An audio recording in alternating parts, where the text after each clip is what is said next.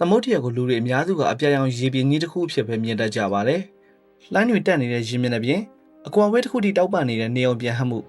ဒါပေမဲ့အဲ့ဒီရေပြင်အောက်မှာလူအများစုမမြင်နိုင်တဲ့ကမ္ဘာကြီးတစ်ခုရှိနေပါတယ်။အဲ့ဒီကမ္ဘာဟာမြေကြီးပေါ်ကကမ္ဘာထက်ပိုကျယ်ပြန့်ပါတယ်။ပိုပြီးတော့လည်းထူးဆန်းပါတယ်။ပိုပြီးတော့လည်းအနေများပါတယ်။ဒါပေမဲ့အဲ့ဒီကမ္ဘာထဲမှာအသက်ရှင်မှုအများဆုံးရှိတဲ့နေရာတစ်ခုရှိပါတယ်။အလင်းရောက်တဲ့နေရာအသက်ရှင်မှုအများဆုံးဖြစ်ပေါ်တဲ့နေရာအဲ့ဒါကတော့စားလိုက်ဆုံးပဲဖြစ်ပါတယ်။ Okay အားလုံးပဲမင်္ဂလာပါ။ Wario ကနေကြိုဆိုပါတယ်။စားလိုက်ဆုံးဆိုတာကသမုဒ္ဒရာရဲ့အပေါ်ဆုံးအလွှာဖြစ်ပြီးတော့ပင်လယ်မျက်နှာပြင်ကနေစပြီးမီတာ200လောက်ထိဆင်းသွားတဲ့နေရာဖြစ်ပါတယ်။ဒီအလွှာထဲမှာနေအောင်ကြီးရေထဲကိုထုတ်ဝင်နိုင်ပါတယ်။အဲ့ဒီအလင်းအောင်ကြောင့်ပဲဒီနေရာမှာအသက်ရှင်မှုတွေဖြစ်ပေါ်နိုင်တာပါ။အလင်းမရှိတဲ့အောက်ပိုင်းသမုဒ္ဒရာဇုံတွေနဲ့မတူဘဲနဲ့ဒီနေရာမှာအဓိကစွန့်ရင်ရင်းမြစ်ကနေအောင်ကြီးဖြစ်ပါတယ်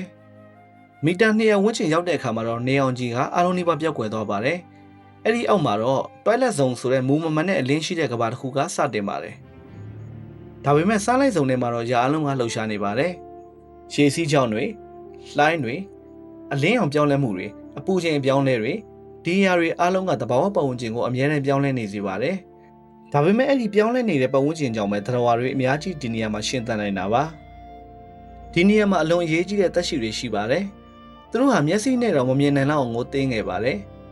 ဒါပေမဲ့သမုဒ္ဒရာ ecosystem တစ်ခုလုံးကိုထိန်းထားတဲ့သက်ရှိတွေဖြစ်ပါတယ်။သူတို့ကိုတော့ plankton လို့ခေါ်ပါတယ်။သူတို့တွေကနေအောင်ကြီးနဲ့အစာချက်လုပ်မှုလုပ်ငန်းစဉ်ကိုလုပ်တဲ့အခါမှာအောက်ဆီဂျင်တွေကိုထုတ်ပေးပါတယ်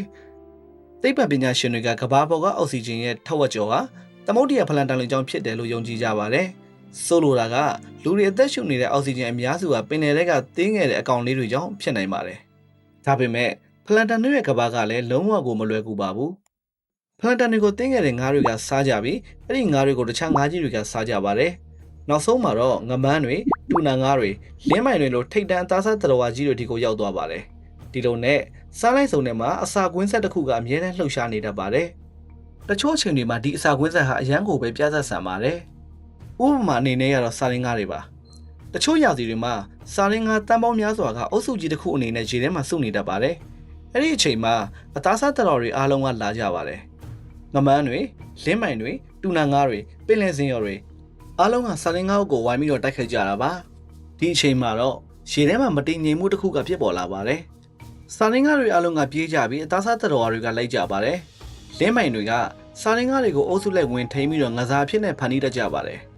အဲ့ဒီငစားကိုငမန်းတွေကဝင်တိုက်ကြတယ်တူနာငါးတွေကလည်းလျင်မြန်တဲ့အချိန်နဲ့ဖြတ်တန်းပြီးတော့စာရင်းငါးတွေကိုဖမ်းကြပါသေးတယ်အပေါ်ကပင်လယ်စင်ရော်တွေကလည်းရေထဲကိုထိုးဆင်းပြီးငါးတွေကိုဖမ်းကြပါတယ်အဲ့ဒီလိုပြကွက်တွေကစားလိုက်စုံရဲ့အမှန်တရားပါအလင်းရှိတဲ့နေရာဒါပေမဲ့အသက်ရှင်မှုအတွက်တိုက်ပွဲတွေအများကြီးဖြစ်နေတဲ့နေရာဖြစ်ပါတယ်ဒါပေမဲ့ဒီနေရာမှာအအောင်စရာသတ္တဝါကြီးတွေလည်းရှိနေပါသေးတယ်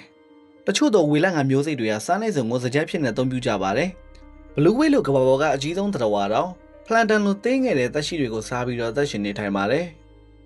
စားလိုက်စုံဟာတဏ္ဍာကြောက်တန်းတွေတည်ရှိတဲ့နေရာလေးဖြစ်ပါသေးတယ်အဲ့ဒီတဏ္ဍာကြောက်တန်းတွေထဲမှာငါမျိုးစိတ်ထောင်ပေါင်းများစွာဟာနေထိုင်ကြပါတယ်အကြောင်ဆုံးငါးတွေပင်လယ်လိပ်တွေအခုမှချင်းနေတဲ့တဝါတွေအပြည့်ရှိပါတယ်။ဒါပေမဲ့ဒီလိုလှပတဲ့သဘာဝပတ်ဝန်းကျင်ဟာအန္တရာယ်တွေကြုံနေရပါတယ်။ငါးလုံးကြုံဖန်မှုသမုဒ္ဒရာကြီးပူနွေးလာမှုစွန်မြစ်ပလတ်စတစ်များပြမှုဒီအရာတွေကစားလိုက်စုံရဲ့ဟန်ချက်ညှိမှုကိုပြောင်းလဲနေပါတယ်။အခုချိန်မှာတော့သိပ္ပံပညာရှင်တွေကစားလိုက်စုံကိုကာကွယ်ဖို့ကြိုးစားနေကြပါတယ်။ဘာကြောင့်လဲဆိုတော့ဒီနေရာဟာပင်လယ်အတွက်တွင်မကဘဲနဲ့ကမ္ဘာတစ်ခုလုံးအတွက်အရေးကြီးတဲ့နေရာမို့လို့ပါ။စားလိုက်စုံဟာသမုဒ္ဒရာရဲ့တစ်ခုတည်းသောအလင်းရောက်တဲ့ကမ္ဘာဖြစ်ပါတယ်။အသက်ရှင်မှုအများဆုံးရှိတဲ့ကမ္ဘာအမဲလိုက်မှုအများဆုံးဖြစ်တဲ့ကမ္ဘာ ecosystem အားလုံးရဲ့အစဖြစ်တဲ့ကမ္ဘာဖြစ်ပါတယ်